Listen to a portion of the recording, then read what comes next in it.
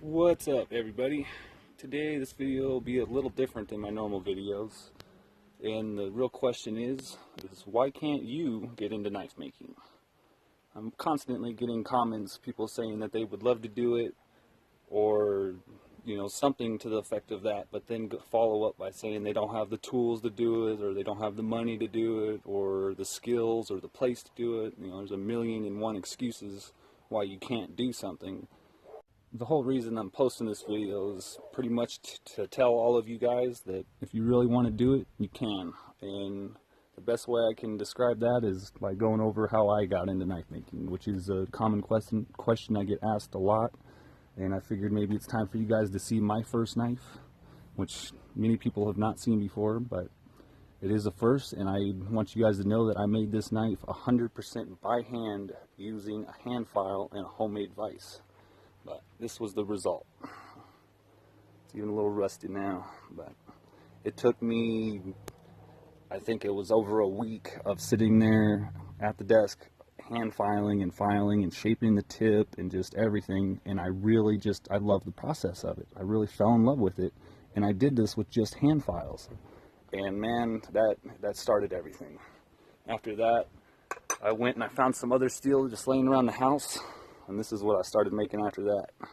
Which, guys, when I mean these are primitive, they are very primitive. This is just mild steel, no heat treat. A crappy paracord wrap. There's not even an edge on this knife. But it was a start, and it was enough to keep me motivated, and people were already impressed with what I made, and I just barely got started. And to follow that knife, the very first handle, after I did buy a few tools, the main thing being a drill press, a sawzall, and the 1x30 inch grinder from Harbor Freight, is when I started trying to make some more complicated stuff. And for instance, this is my first handle that I ever put on a knife. It has 1/4 inch thick aluminum plates as the handles. I didn't even have pins at the time. That's a nail that I stuck in there and pretty much bent and then cut off.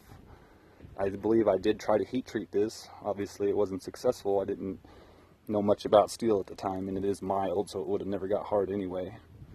But you guys can already see how far I came. There's not a big difference, but you got to start somewhere. And just because you don't have the tools doesn't mean you shouldn't try something.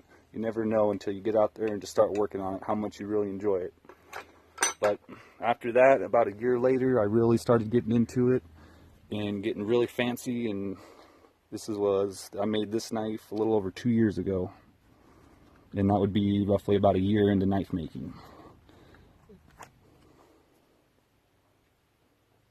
And I spent a lot of time on this knife to try to make it just so perfect. And it's not, but it's a nice knife. I got nickel silver bolsters on here, which I think this is only the second or third time I ever put a bolster on a knife. I mirror polished it as high as I could. It's not real good, but it's definitely there. This is made out of a rasp file. It has my original etching on there. And the custom file knives, which was the original name of my business. And this was made back in 2015, the first knife I made that year.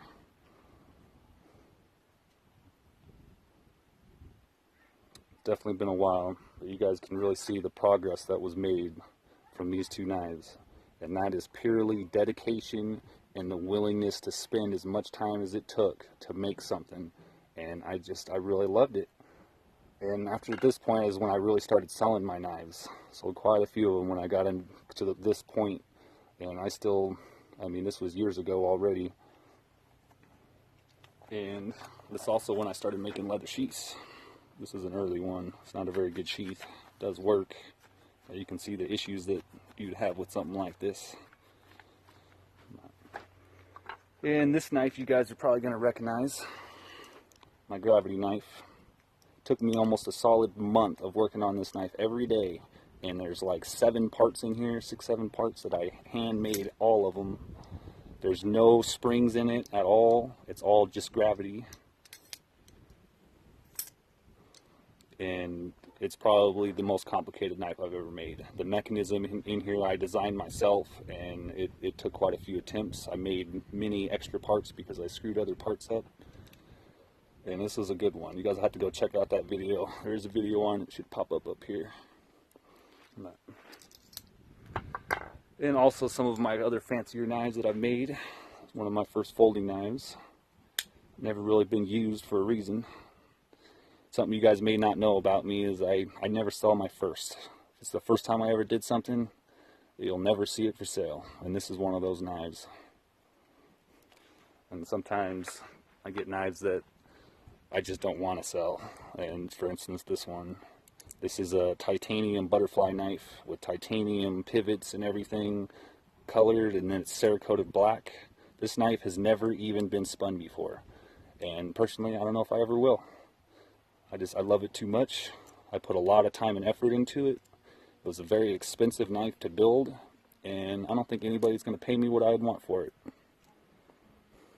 Anyway, guys, to answer the question, why can't you get into knife making, is there's only excuses.